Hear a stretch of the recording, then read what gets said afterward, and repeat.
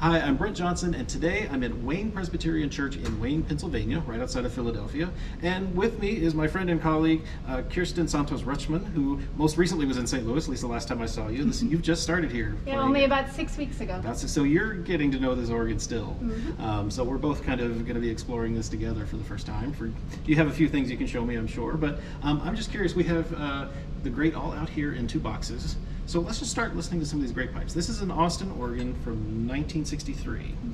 So we recently in Madison saw a 1965 Austin, so I'm anticipating this is probably very similar.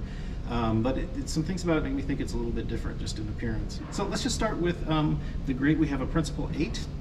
Let's just play some of that on the middle there. Here.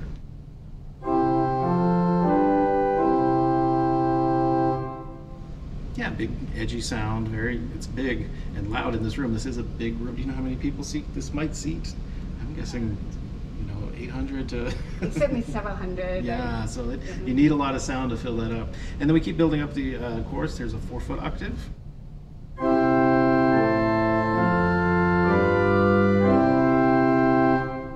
Yeah, getting a little brighter, not screaming at all. And then we have 2-foot super octave.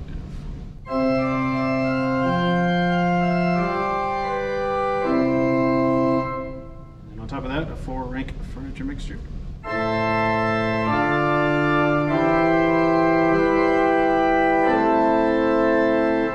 finally, a Scharf to cap all of that at 3 ranks. Yeah,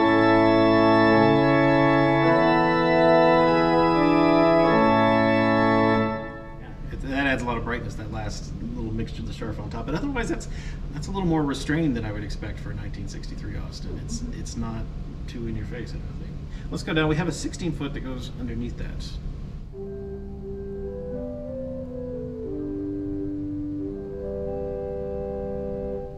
So a quintatin 16-foot, definitely a lot of quint in that. That sounds like 1963. And then on top of that, then we have 8-foot Borden.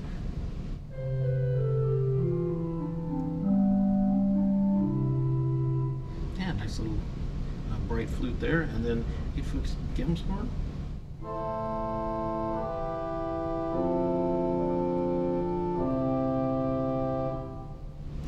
Stringy addition to the and then a 4-foot nocturne on top of that. So And it floats on top of it. yeah, nice pretty flute. Let's put that with the 8-foot Borden just to hear what.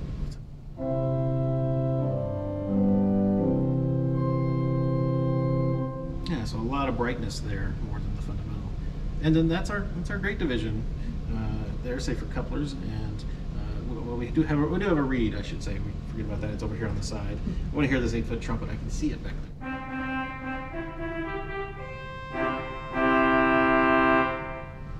Yeah, bright, but not too loud. Let's hear the. I'm going to turn on the principal chorus first, and then we'll add the trumpet.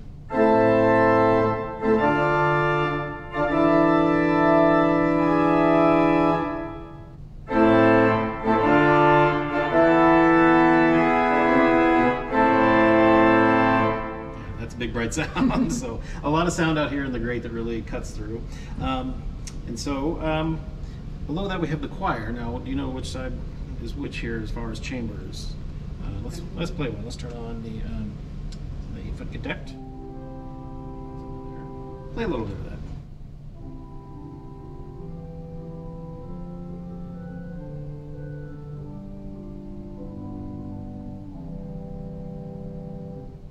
Quinty sound in that little soft thing, but then we have a Spitz flute on top of that.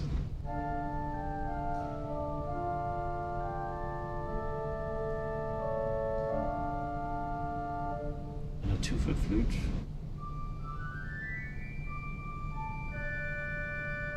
There's all of them together.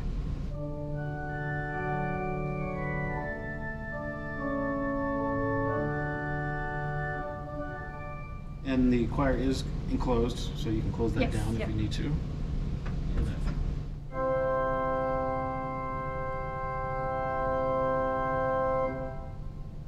So then we have a 16-foot Erzähler, which goes all the way down.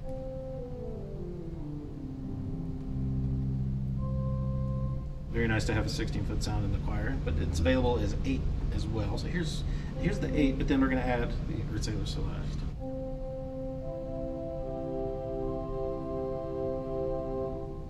gentle. We have two other stops, an Izzard and a tierce, so if we put those on with the 8/4 and the 2, we get a very nice cornet.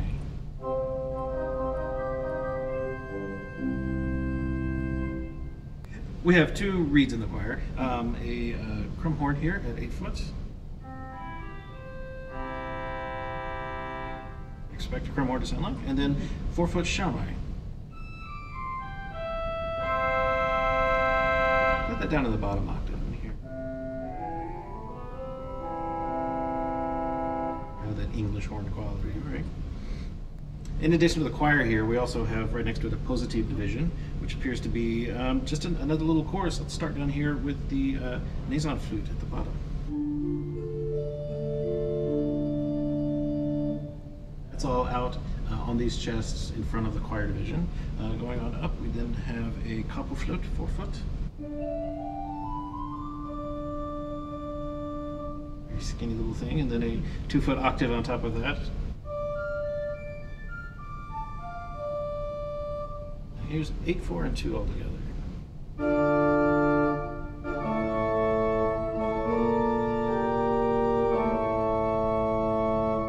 1 1/3 largo.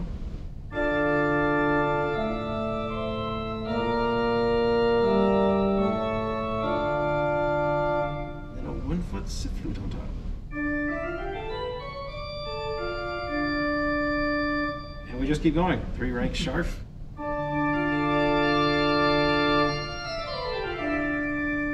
And a 2 rank cymbal.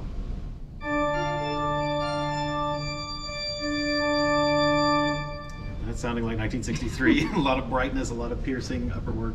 I can see all those tiny little mixtures right there in front, but that's it. And then we have the, of course, Austin cancels, which are so fun. I like those.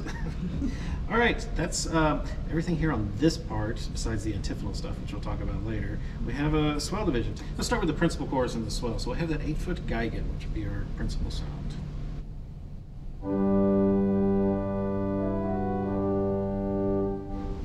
Sounds like it's coming from right next to the choir in that other chamber that we can see. If you, that's the swell shades on the right side. Yeah, so yeah, we can watch the swell shades operate, which is lots of fun. All right, so let's do the Geigen and add the 4-foot principal to it.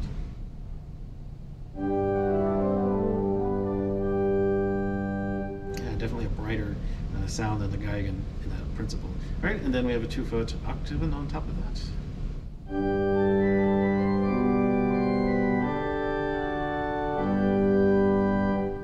Mostly getting 4-foot, all right? And then the largo, 1 1/3.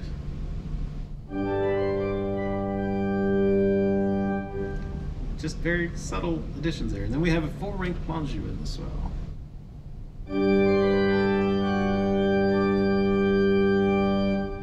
Yeah, very nice.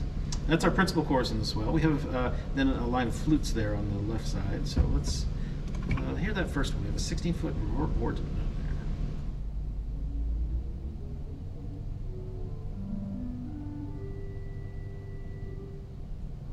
Sound in the bass, but it's very quinty and very, I get that 5th element. All right, and then roar flute, is that the same stop or a different? The whole flute. The whole flute. Yeah, so roar on the bottom and then hold for the 8. Okay, let's hear and then the... spiel for the 4. Gotcha.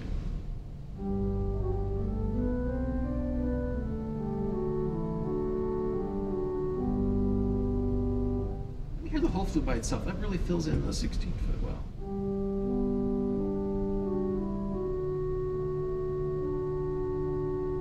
Very nice. And then the 4-foot spiel flute on top of that.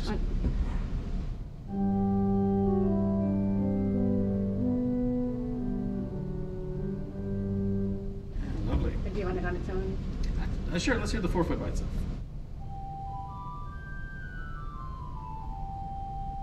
Okay.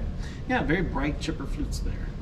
We also have some softer things. A flauta dolce there at the bottom.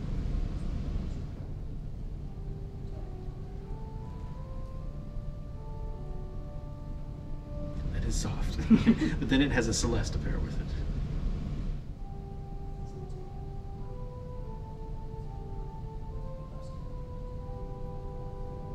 Yeah, very soft.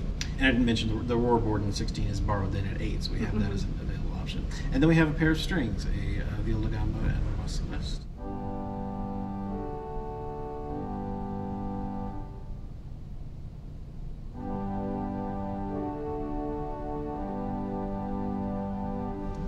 Very lovely.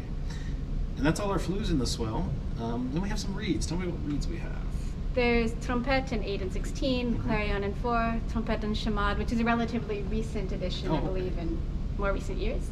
There's an 8-foot oboe, vox humana. All right, let's start with the oboe. Good to hear that.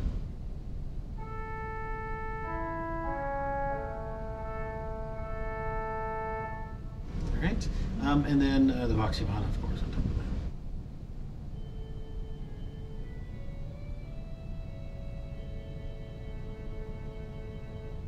And its tremolo automatically comes on when you turn it on, so you get that instantly. Wonderful. Let's hear the trumpets now. Hear the 8-foot trumpet first.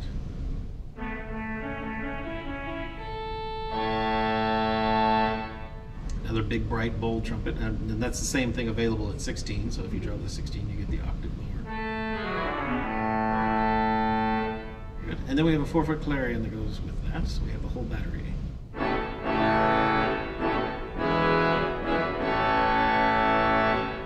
Yeah, very bright, edgy reeds there, but not overly loud, but definitely very fiery. Okay, and then yeah, the enchimade, trumpet enchimade, which is here up above our heads. Let's give that a go and hear how that sounds.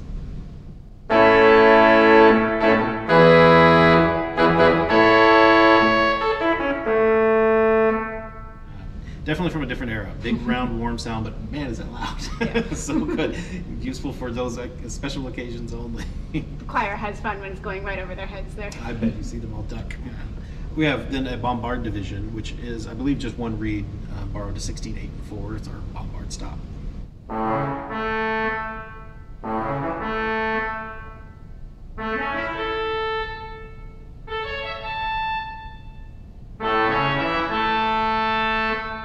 So just you need an extra, and the trumpet enchimade is on that manual as well. So you've kind of got that big solo reed, you've got that big solo reed sound, and so you've got a lot of options there. So on the bombard, down at the bottom, I can't see it from here, but we have a harp stop that also plays up there. Austin harp up there, and then the ever important cymbal string. Very good. Now we've got a number of pedal stops in here. I don't know how many of them are borrowed, but we do actually go all the way down to 32 on a couple of things. Let's start with the 16-foot principal.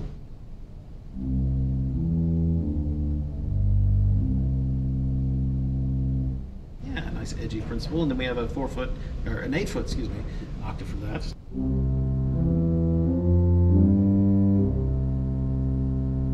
There's a 4-foot choral bass.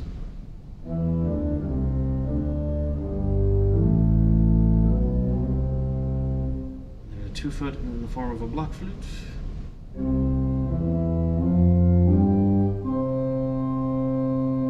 Finally, a pedal 3-rank mixture.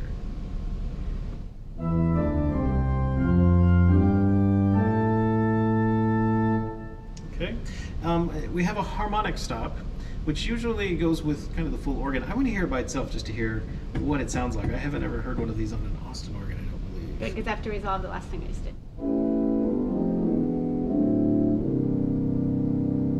Yeah, that's what it's, that weird 7th chord that makes the harmonics of a 32 ideally if we have all that playing. And then we have, let's hear the 16-foot contrabass now. So that's a softer stop in the pedal.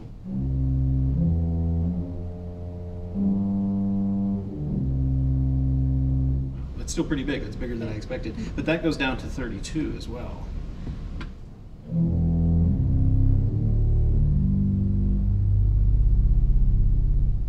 Quite a rumble. And we also have a contrabordon at 32, which I believe is the same as the swell board.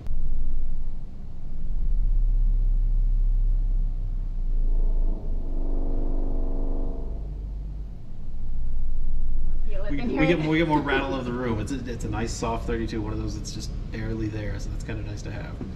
As far as reeds in the pedal, we do have a 32-foot that we have 2 32-foots actually. So in the pedal, the 60-foot bombard from the bombard division is available as a 16. Then it goes down as a bombard resultant, which is much like a flute resultant. It's playing itself plus a 5th above. Let's hear the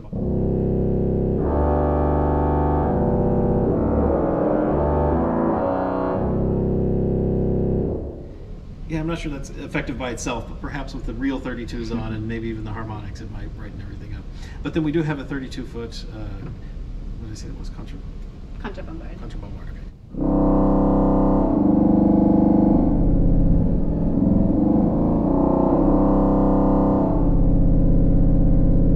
Yeah, that's a real 32-foot in there. Very nice.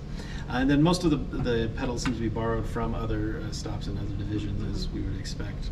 Now, the one thing I didn't know about this coming in here, you have antiphonal pedal and an antiphonal division. How do we, you have to assign that to manuals? It's up here. It's up here. So it lives on the top right? Mm-hmm. But you can couple it down, I see. You can. All right, so let's... And you can switch positive. Oh, very nice. Okay. So let's just start with that. Play that again for me. That's the principal 8 in the antiphonal. And then we can add on top of that a 4-foot octave.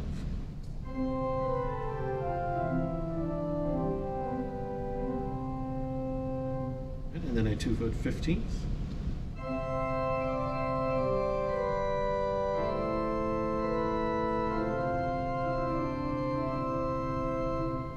And then we can find a 4-rank mixture.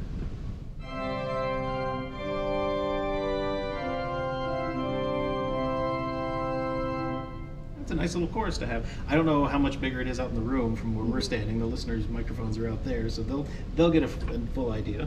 It's useful for hymn singing so that people in the back of the Right. congregation get support as well. I can see that. And then let's see, we have an 8-foot roar flute up there.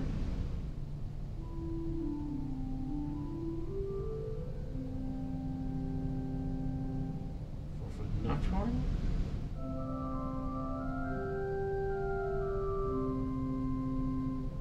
2-foot block flute.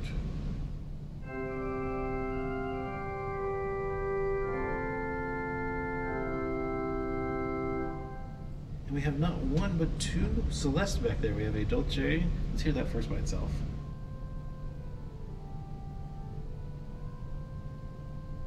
Soft, and then a dolce celeste with it.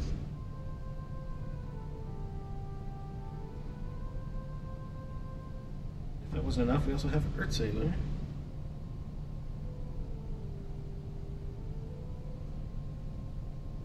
Softer in the celeste with that one.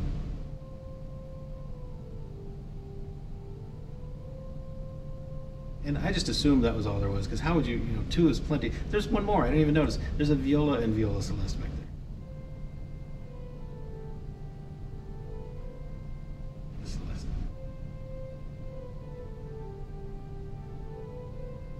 So 3 celestes up there. So an organ from 1963 with that many celestes throughout the organ is pretty amazing and interesting. So that's fun to see. And then you've got reeds as well. Well, I should say there's also a little cornet back there, because we have a Nazard and a Tierce, which let's put all that together.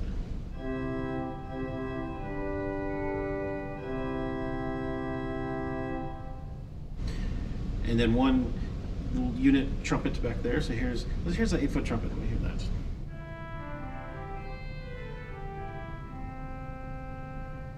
Actually, I just want to hear how that sounds with the principal chorus as well, with that trumpet on top.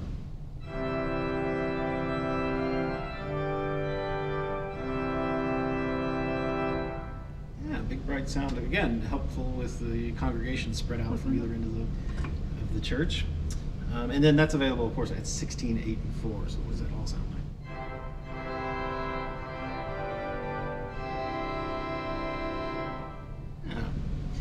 And then there's antiphonal pedal. You have a full organ back there. Now, it looks like a lot of this is borrowed down from the stop names, I would guess, but we do have a 16-foot Borden back there by itself.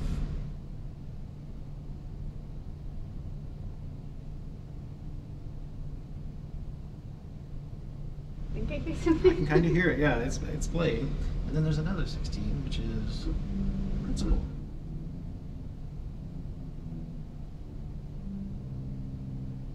That's cutting through a little more. You have a 32-foot back there.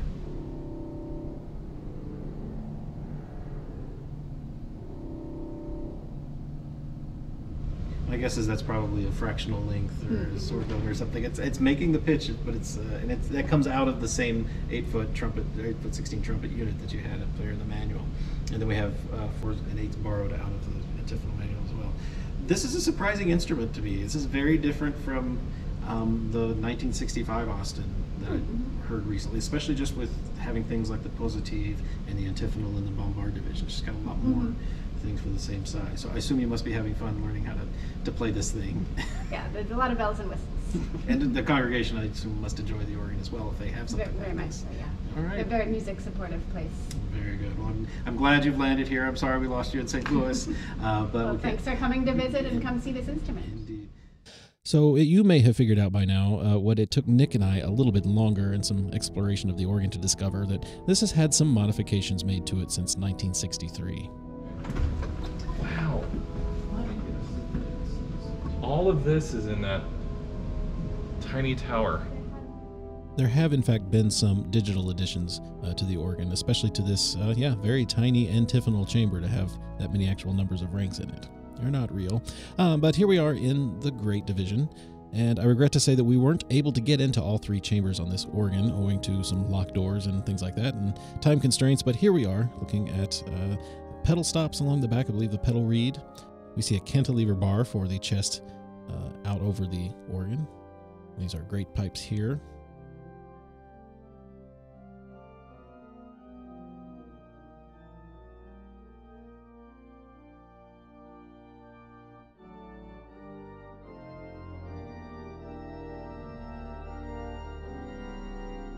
We see the cymbal stern back there, and this part of the chest has pedal pipes.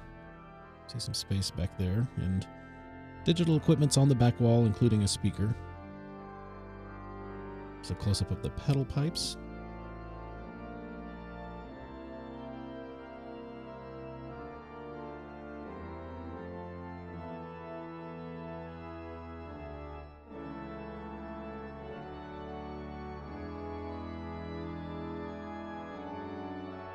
Here we see there's actually pedal pipes on the floor horizontally and a wind chest right on top of them. And then the contrabass there is angled against mounted to the wall, and it comes off the chest at an angle.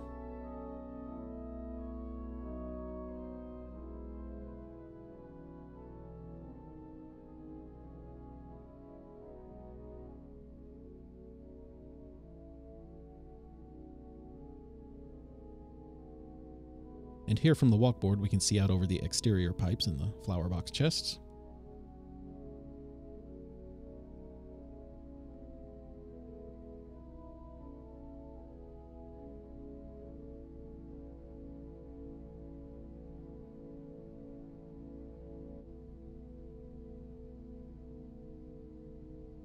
And again, that's all we were able to get into on this short day, but it gives us a look.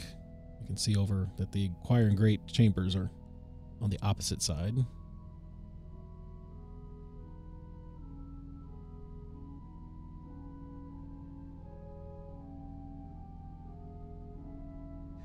Well, Kirsten, thank you so much for letting us come in and hear your lovely new instrument. Best of luck to you here at Wayne Presbyterian. Well, thank you very much, Brent. And we look forward to hearing great things from you. Maybe we'll come back through and visit again in the near future. Yeah, please do. And remember, we still have some more videos from Philadelphia coming up, so make sure you're subscribed to our channel and click on the bell to get notifications. And if you would like to help us make new videos, you can become an Organ Media Foundation sponsor by going to organ.media and clicking on support. Until next time, remember, we have streaming classical organ music on our 3 streaming stations, organlive.com, Positively Baroque, and the Organ Experience, completely free 24 hours a day. I'm Brent Johnson. I'll talk to you next time.